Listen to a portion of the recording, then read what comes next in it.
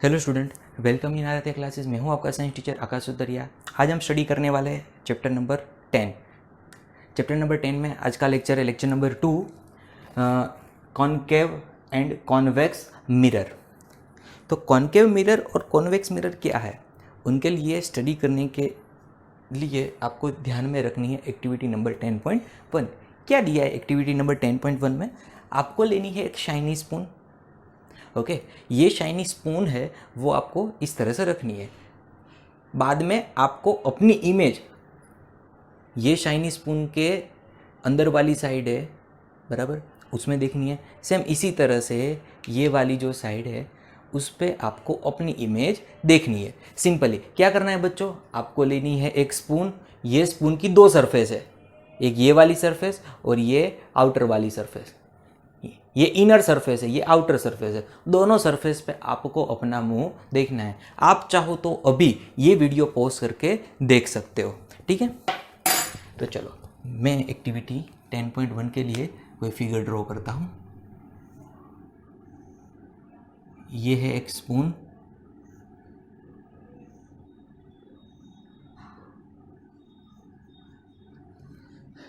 ये स्पून की ये जो अंदर वाली सरफेस है जिसको मैं इस तरह से रिप्रेजेंट करता हूँ बच्चों, तो ये जो सरफेस है ना वो रिफ्लेक्टिंग सरफेस है। सेम इसी तरह से अगर मैं स्पून को बाहर वाली सरफेस, तो जो अंदर वाली सरफेस है वो बिहेव करती है as a concave mirror.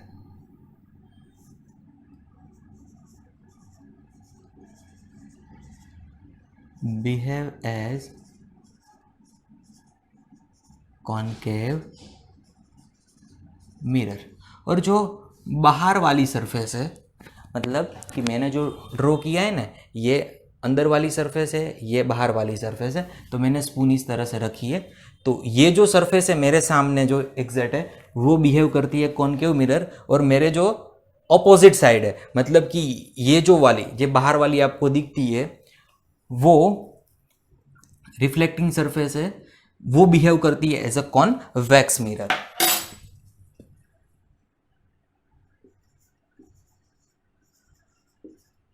Behave as convex mirror. तो आप एक ऑब्जर्वेशन देखोगे कि आपको जो इमेज मिलेगी, बराबर है, आपने इस साइड देखा, बाद में आपने इस साइड देखा अपना मुंह, तो ये जो दोनों इमेज में आपको टोटली डिफरेंस महसूस होगा। तो मैं यहां पे लिखता हूं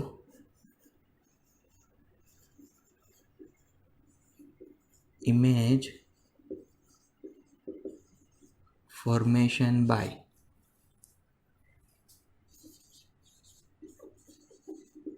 concave and convex mirror is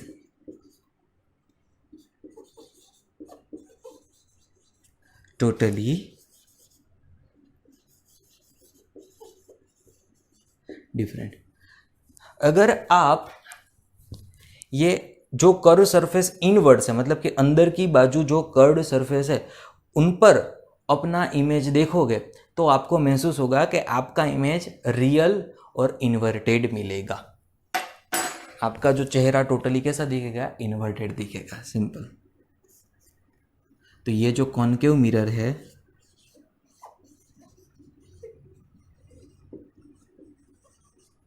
ये कॉनकेव मिरर कैसा इमेज प्रोड्यूस करके देता है आपको बच्चों? Concave mirror always produce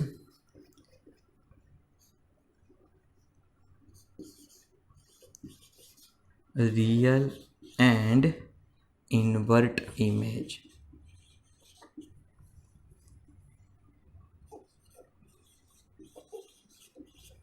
same इसी तरह से बच्चों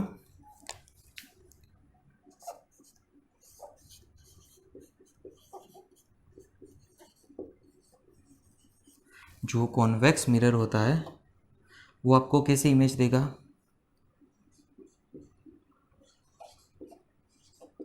वर्चुअल एंड इरेक्ट तो आप देख सकते हो कॉनकेव मिरर से आपको रियल एंड इनवर्ड इमेज मिलती है, कॉन्वेक्स मिरर से आपको वर्चुअल एंड इरेक्ट इमेज मिलती है। सिंपल बात है। बाद में एक क्वेश्चन आता है, what is spherical mirror.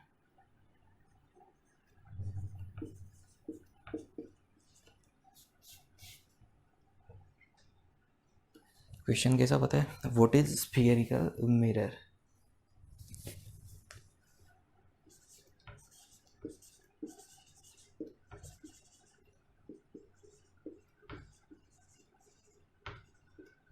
Give its example.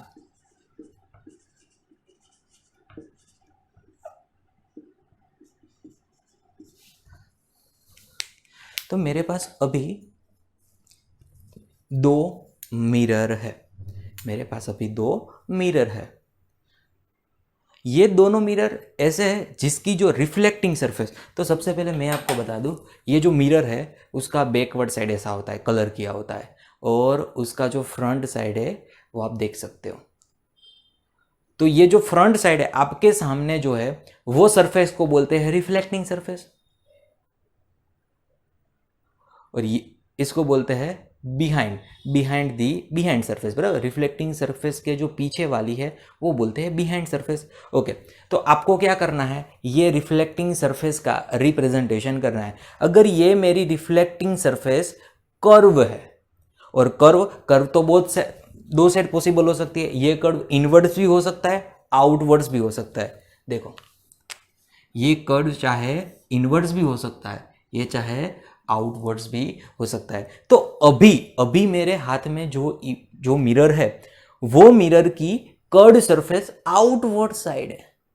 Same इसी तरह से बच्चों मेरे पास दूसरा एक मिरर है, तो ये जो मिरर है उनकी कर्ड सरफेस इनवर्ड साइड है, मतलब कर्ड सरफेस इनवर्ड साइड है। सेकंड मिरर मेरे पास जो है, बराबर है, आप देख सकते हो ये दोनों मिरर। तो ये वाला जो मिरर है उनकी कर्ड सरफेस आउटवर्ड साइड है। ठीक है, आप देख सकते हो, आप में जो भी आपके कैमरे में जो भी दिखता है, लेकिन दोनों के जो इमेज फॉर्मेशन है आपको डिफरेंट ही दिखाई दे रहे होंगे। ठीक है,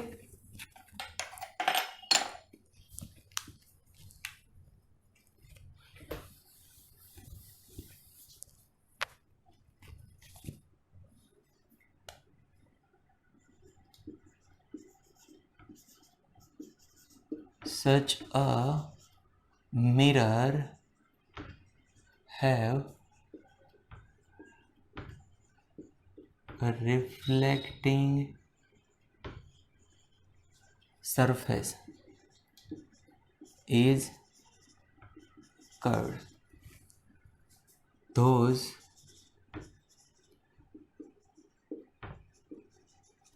mirror are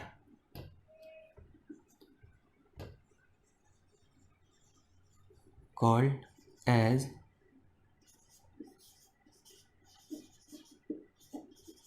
spherical mirrors। तो ये स्फीयरिकल मिरर्स के टू टाइप्स है। इसमें फर्स्ट वाला टाइप क्या आएगा बच्चों, concave mirror.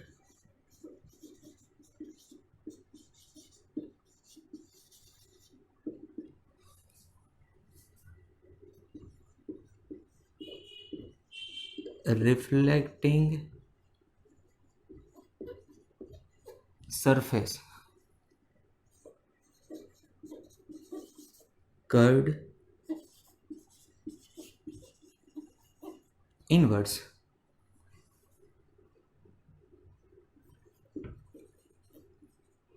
Such a mirror called as concave mirror। और representation of concave mirror,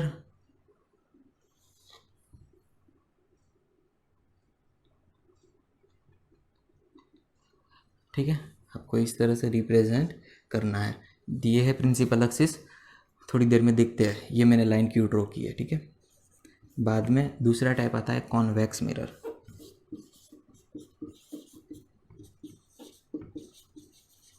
what is convex mirror? तो उसमें लिखना है कि भाई रिफ्लेक्टिंग सरफेस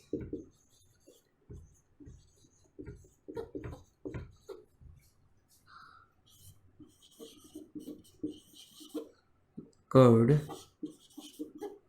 outwards,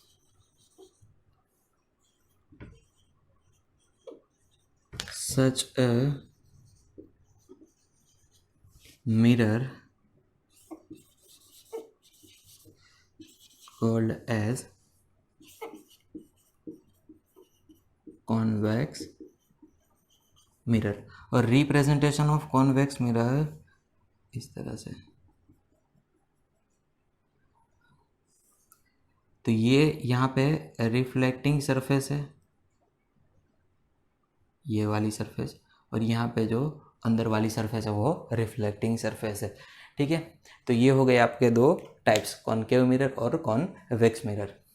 इसके बाद कॉनकेव मिरर और कॉन्वेक्स मिरर की जो इम्पोर्टेंट टर्म्स वो हम स्टडी करने वाले हैं।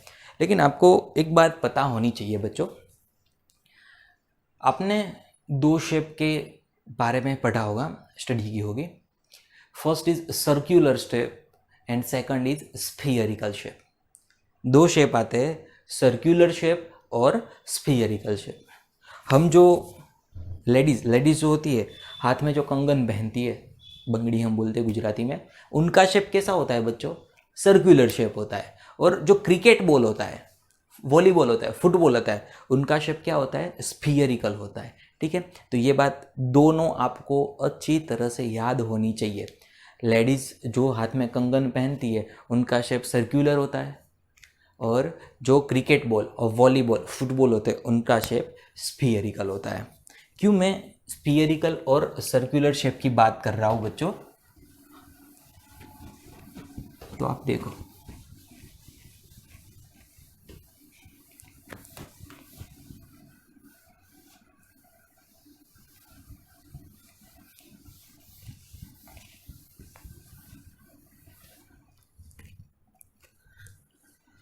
सपोज मेरे को बनाना है कॉनकेव मिरर। तो कॉनकेव मिरर मैं किस तरह से बनाऊंगा? तो सबसे पहले मैं लूँगा एक ग्लास स्फीयर। क्या लेना है? ग्लास स्फीयर, मतलब कि जैसे हमारे रबर का बना हुआ वॉलीबॉल है, फुटबॉल है, सेम इसी तरह से मैं ग्लास मटेरियल से बना हुआ एक ग्लास स्फीयर लेता हूँ।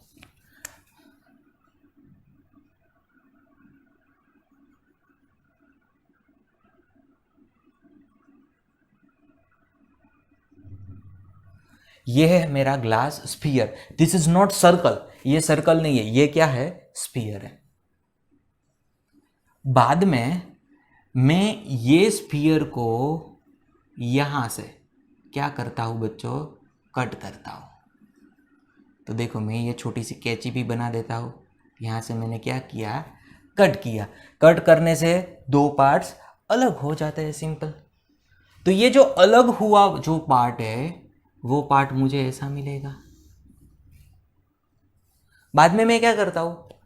ये जो इनर साइड वाली सरफेस है उनको पॉलिश कर देता हूं, और जो पीछे वाली साइड है उन पर मैं कर देता हूं कलर।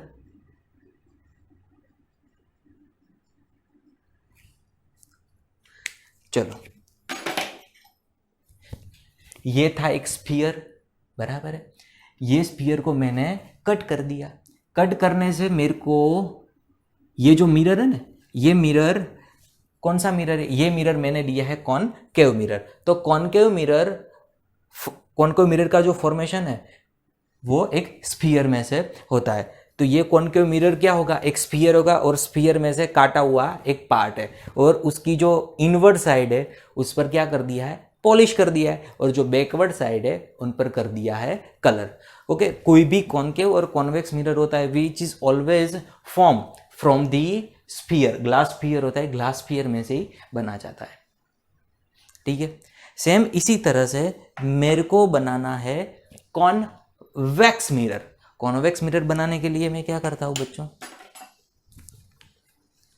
तो ये है मेरा,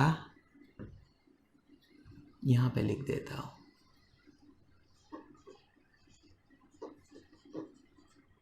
कॉनकेव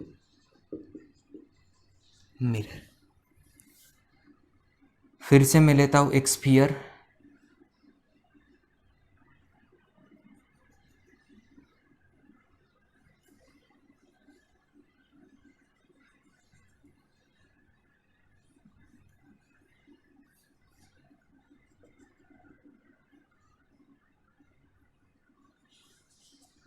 ओके।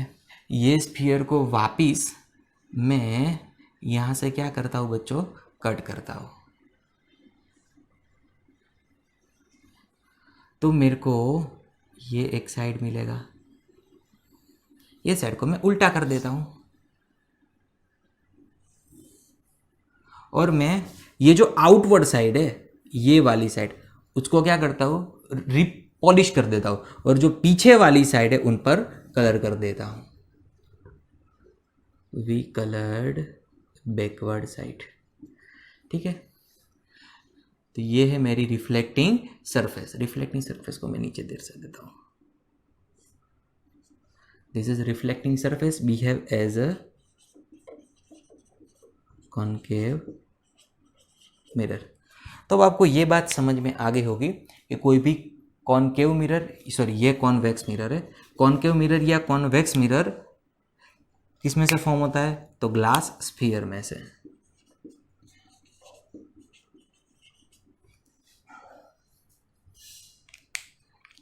ये था स्फीयर, स्फीयर में से हमने क्या बनाया, कॉनकेव मिरर और कॉन्वेक्स मिरर। अगर मैं जो आउटवर्ड साइड है उनको पॉलिश करता हूँ तो कॉन्वेक्स मिरर बनता है, और जो अंदर वाली सरफेस है उनको मैं पॉलिश करता हूँ तो मेरा बन जाता है कॉनकेव मिरर, ठीक है।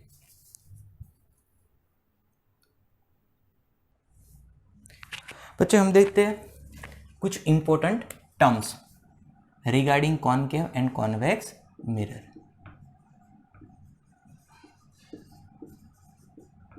इंपॉर्टेंट टर्म्स,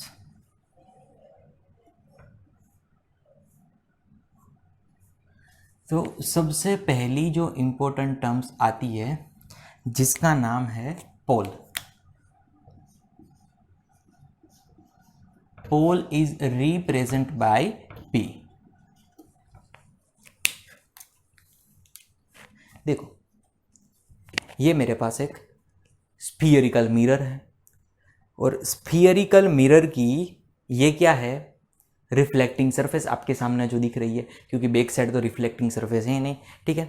तो ये जो reflecting surface of spherical mirror है, उनका एक बीच में पॉइंट होता है, उसका सेंटर, ये जो रिफ्लेक्टिंग सरफेस है, रिफ्लेक्टिंग सरफेस का जो सेंटर है, वो सेंटर को हम क्या बोलते हैं, पोल कहते हैं। बात समझ में आ गई। सेम इसी तरह से ये मेरा मिरर है, this is convex mirror. Convex mirror में पोल कहाँ पे होगा, तो रिफ्लेक्टिंग सरफेस का सेंटर। तो ये पूरी रिफ्लेक्टिंग सरफेस है, रिफ्लेक्टिंग सरफेस का जो सेंटर है वो सेंटर को हम बोलते हैं पोल। लेकिन अब समझो कि ये आपको फ्रंट व्यू मिलता है, ये आपको साइड व्यू मिलता है, ठीक है। तो फ्रंट व्यू में आप देख सकते हो कि बीच में आता है, तो साइड व्यू में आपको कहाँ पे दिखेगा, यहाँ पे दिखेगा ना। तो साइड व्यू, तो ये मैंने क्या दिखाया, ये मैंने साइड व्यू रिप्रेजेंट किया है। तो साइड व्यू में ये जो बीच में हम जो इंडिकेट करते हैं ना, इसको कहते हैं P। ये जो बीच में इंडिकेट करते हैं इसको कहते हैं P। लेकिन एक्चुअली वो क्या होता है, एक्चुअली वो रिफ्लेक्टिंग सरफेस का सेंटर है। तो पोल क्या है, centre of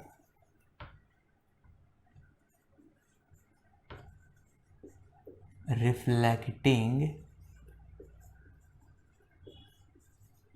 surface of spherical mirror.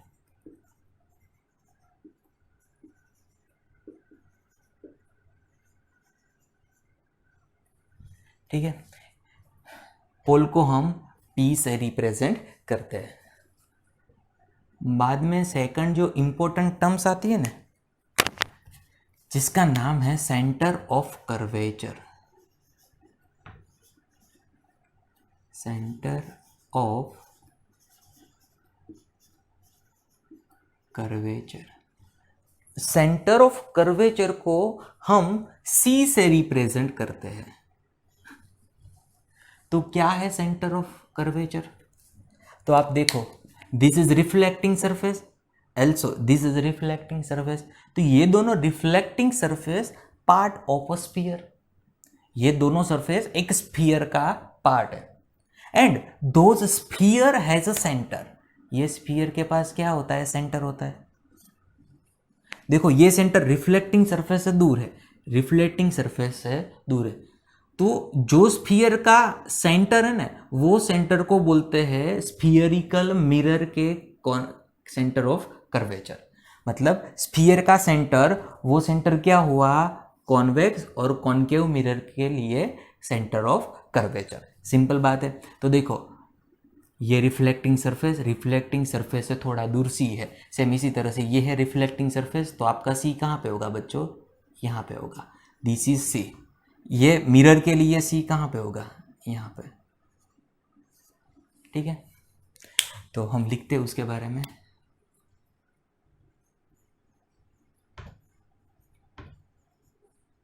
Reflecting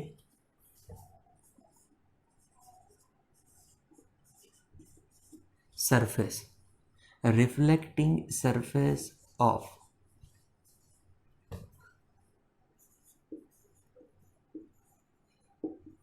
spherical mirror, which is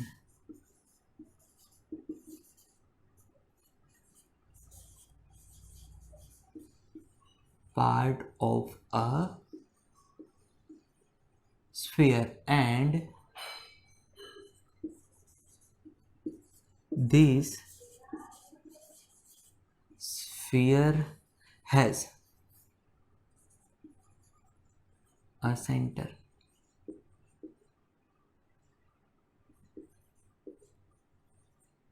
Those center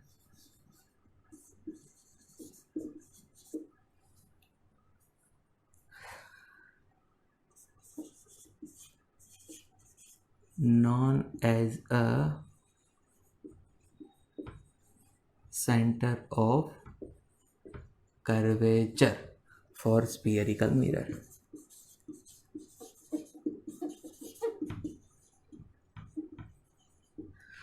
ठीक है बच्चों, तो ये जो रिफ्लेक्टिंग सरफेस है, ये रिफ्लेक्टिंग सरफेस का ये सी मैंने यहाँ पे लिखा, लेकिन एक्चुअली वो यहाँ पे आएगा, क्योंकि आप स्फीयर बनाओ तो स्फीयर इसे बनेगा ना, तो ये पी से इस साइड आएगा, क्योंकि हमने क्या कर दिया था, उसको टोटली चेंज कर दिया था। तो जो कॉन्वेक्स मिरर होता है, कॉन्वेक्स मिरर में सी, ये जो रिफ्लेक्टिंग सरफेस है, बैकवर्ड साइड आता है, और जो कॉनकेव मिरर होता है, कॉनकेव मिरर में रिफ्लेक्टिंग सरफेस के फ्रंट साइड से ही रहता है। सिंपल सी बात है ना, क्योंकि उन आप कॉन्वेक्स मिरर में स्फीयर बनाओ तो ऐसा स्फीयर बनेगा, तो ये स्फीयर का सेंटर कहाँ पे आएगा? यहाँ पे आएगा। चलो ओके, तो चलो भाई, जिसके पास सेंटर है तो सेंटर के साथ साथ क्या होगी? रेडियस भी होगी। मैं आपको ये डिस्टेंस मेज़र करने का बोलूँ तो ये डिस्टेंस क्या होगा? रेडियस होगी। ये डिस्टेंस क्या होगा? रेडियस होगी। सिंपल बात है। तो जो स्फीयर की जो रेडियस है ना, वो स्फीयर की रेडियस को क्या बोलते हैं? Radius of curvature. सिंपल सी बात है कि भाई reflecting surface is part of a sphere and this sphere has a radius.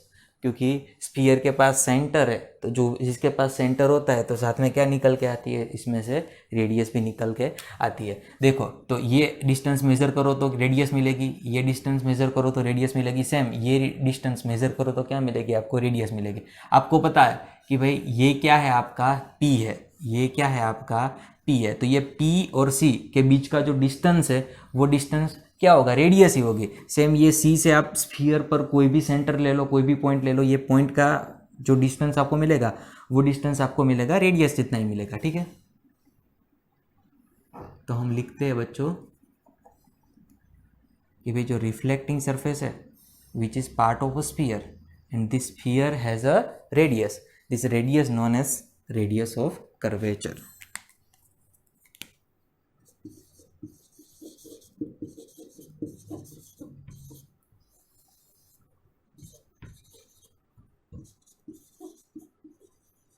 And radius of curvature is represent by capital R. ठीक है बच्चों, तो आप देखो ये आपको जो डिस्टेंस मिलेगा ना, ये पी और सी के बीच का डिस्टेंस, ये पी और सी का डिस्टेंस, तो यहाँ से लेके आप इतना जो मेज़र करते हो वो जो डिस्टेंस है ना वो कहलाएगा कैपिटल आर। सिंपल, यहाँ से लेके इसका जो डिस्टेंस आप मेज़र करते हो वो कहलाएगा आपके लिए capital R, radius of curvature. इतना डिस्टेंस क्या होता है? Radius of curvature.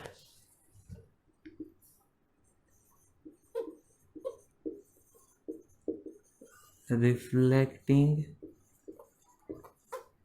Surface of spherical mirror is a part of sphere and this sphere has a radius.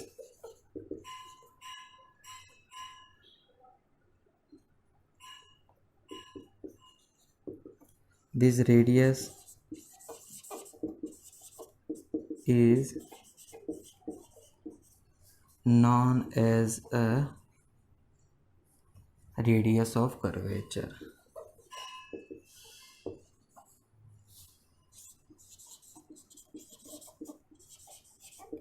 ठीक है बच्चों, तो ये 3 टर्म्स हो गई। इसके बाद एक टर्म्स आती है फोकल पॉइंट, तो आपको ये सब लिख लेना है, लिख लो, पॉज करके वीडियो, बाद में ये पूछ देता हूँ।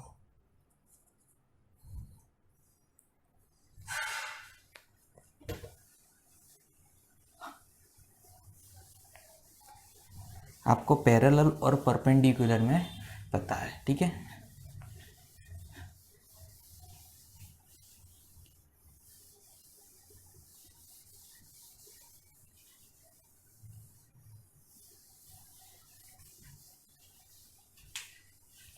चलो नेक्स्ट आती है प्रिंसिपल एक्सिस, 4th नंबर पे।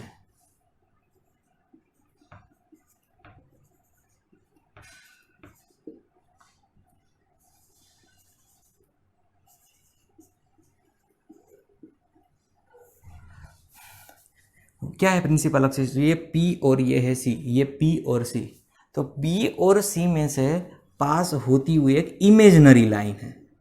कौन सी लाइन है बच्चों? Imaginary line, which is passes from P और C। सेम इसी तरह से P और C में से पास होती हुई एक आपको इमेजिनरी लाइन खींचनी पड़ती है। वो इमेजिनरी जो लाइन है उसको आप बोलते हैं प्रिंसिपल एक्सिस। डेफिनेशन आप देना चाहते हो तो सिर्फ इतना देख सकते हो, imaginary line which passing from P and C।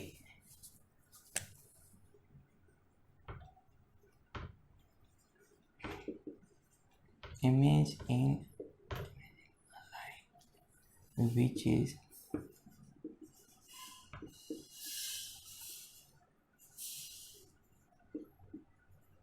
passing from P, P मतलब पोल, एंड C मतलब सेंटर ऑफ कर्वेचर। ये टोटली इमेजिनरी है। अब देखो ये मिरर है, ये मिरर के आसपास आपको कोई लाइन दिखती है? नहीं दिखती है, लेकिन फिर भी हम नोट पेन पे जब भी मिरर की बात करते हैं तब आप क्या करना है? आपको एक इमेजिनरी लाइन ड्रॉ कर देनी है। ये टोटली इमेजिनरी है, ये रियलिटी नहीं है। इसके बाद आता है फोकल पॉइंट।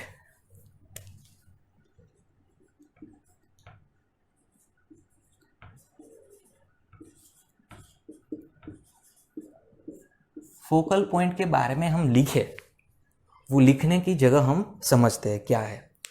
तो ये मैंने क्या ड्रॉ किया है? ये मैंने ड्रॉ किया है प्रिंसिपल एक्सिस। ये क्या है? Principal axis. तो सबसे पहले आपको जो रिफ्लेक्टिंग सरफेस है स्फीयरिकल मिरर, उन पर क्या करना है? पैरेलल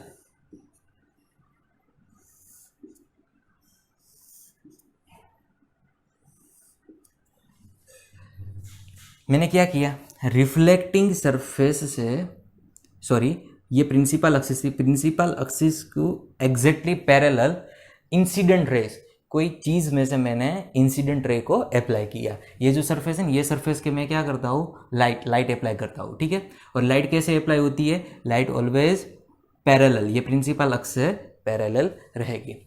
लाइट में कौन सी सरफेस पे अप्लाई करता हूँ, तो रिफ्लेक्टिंग सरफेस में अप्लाई करता हूँ, ठीक है। हम क्या पढ़ने जा रहे हैं, हम नेक्स्ट देखने वाला है what is focal point. Focal point के लिए आपको क्या जरूरी है, प्रिंसिपल एक्सिस जरूरी है। तो आपको क्या करना है, एक लाइट का सोर्स लेना है, वो लाइट का सोर्स इस तरह से लाइट इंसिडेंट करना होगा कि वो जो प्रिंसिपल एक्सिस है ना उससे बिल्कुल पैरेलल रहे। तो ये मैंने पैरेलल, क्योंकि देखो ये प्रिंसिपल एक्सिस है तो उससे पैरेलल क्या हुई ये, तो ये उसके पैरेलल होती है। लेकिन ये लाइन है तो उसके परपेंडिकुलर, तो आप ऐसी लाइन खींच के बनाते हो तो विच इज परपेंडिकुलर लाइन, ठीक है। तो आपकी जो लाइट रेज है ना वो ऑलवेज प्रिंसिपल एक्सिस से पैरेलल होनी चाहिए। तो ये रिफ्लेक्टिंग सरफेस पे आती है तो उसका क्या होगा, रिफ्लेक्शन होगा। कैसे रिफ्लेक्शन होगा, देखो ये लाइट आई, इसका रिफ्लेक्शन इस तरह से हुआ, मतलब ऐसे जाती है और ऐसे वापस आ जाती है। सेम इसी तरह से ये जो लाइट आती है उसका रिफ्लेक्शन ऐसे होता है। तो ये जो दोनों लाइट है वो इस जगह पे क्या होती है, इंटरसेक्ट होते हैं, मिलती है। तो जो पॉइंट पे वो मिले ना वो पॉइंट को आप बोल दो focal point F. Focal point को हम किस तरह से डिनोट करते हैं बच्चों, कैपिटल एफ से। तो बच्चों कॉन्वेक्स मिरर में थोड़ी बात चेंज हो जाती है।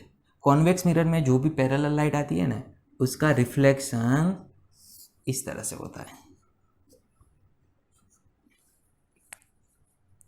तो यहां पे दो लाइट इंटरसेक्ट नहीं करेगी, लेकिन ये जो रिफ्लेक्टिंग लाइट आपको इस तरह से दिखेगी मानो के वो इस पॉइंट से निकल रही हो, तो वो पॉइंट को बोल दो आप एफ।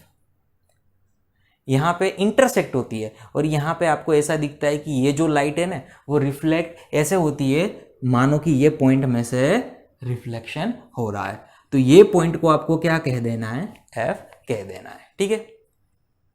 ये हो गया आपका एफ। इसके बाद जो 6th नंबर की इंपॉर्टेंट टर्म्स आती है जिसका नाम है focal length.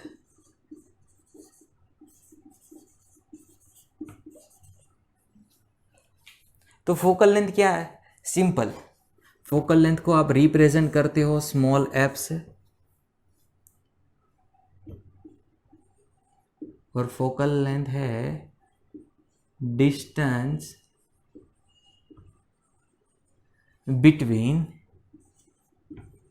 P and F। Simple, जितना आपको PF मिलता है वो PF को आपको क्या कह देना है, फोकल लेंथ। तो देखो ये मेरा F पॉइंट है, तो ये जो मेरे इतना एरिया जो मेरे को मिलता है ना जिसको हम बोल देते हैं कॉन्वेक्स मिरर की फोकल लेंथ। सेम इसी तरह से ये F है और ये P है, तो मेरे को इतना जो एरिया मिला ना वो एरिया को मैं रिप्रेजेंट करता हूँ स्मॉल f से। देखो यहाँ मेरा F हो गया, यहाँ मेरा हो गया P, तो इतना डिस्टेंस मेरे को मिलता है small f, this is focal length. Same इसी तरह से ये कॉन्वेक्स मिरर को मैं मिटा देता हूँ क्योंकि मेरे को थोड़ी बहुत जगह मिल जाए लिखने के लिए और आपको समझाने के लिए। ये है आपका पॉइंट और ये है आपका f। तो जो आपको इतना डिस्टेंस मिलता है जिसको हम बोल देते हैं स्मॉल f। अगर आप r और f की बात करो ना, r और f की बात, तो आपको एक रिलेशन मिलेगा।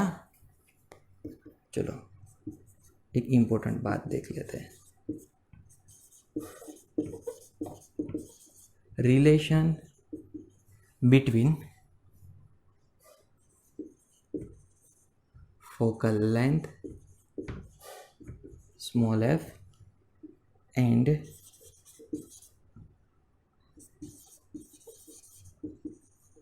Radius of curvature capital R।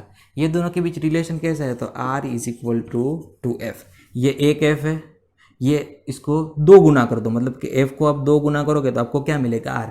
F को आप 2 गुना करोगे तो क्या मिलेगा R। अगर R को आप आधा कर दो, R को आप आधा कर दो तो आपको क्या मिलेगा फोकल लेंथ एफ बराबर है। तो ये आपको एक रिलेशन याद रखना है, कई बार जो सम सॉल्व करेंगे इसमें यूज़ हो सकते हैं।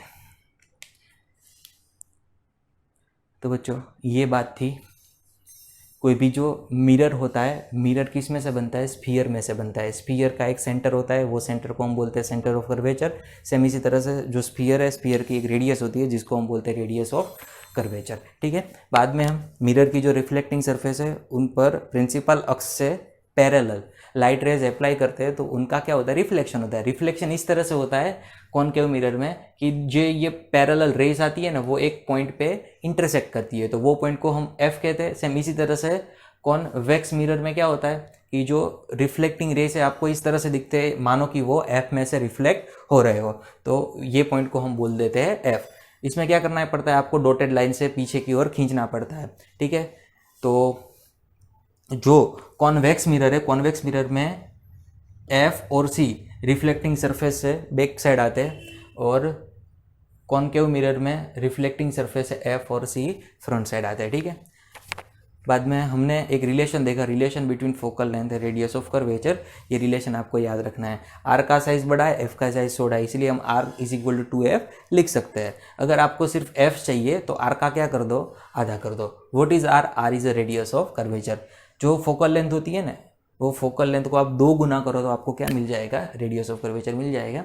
तो इसके नेक्स्ट लेक्चर में हम स्टडी करेंगे कि भाई कॉनकेव और कॉन्वेक्स मिरर से किस तरह से इमेज फॉर्मेशन हो सकते हैं। तो मिलते हैं नेक्स्ट लेक्चर में। थैंक यू, पढ़ाई करते रहो, मिलते हैं नेक्स्ट लेक्चर में।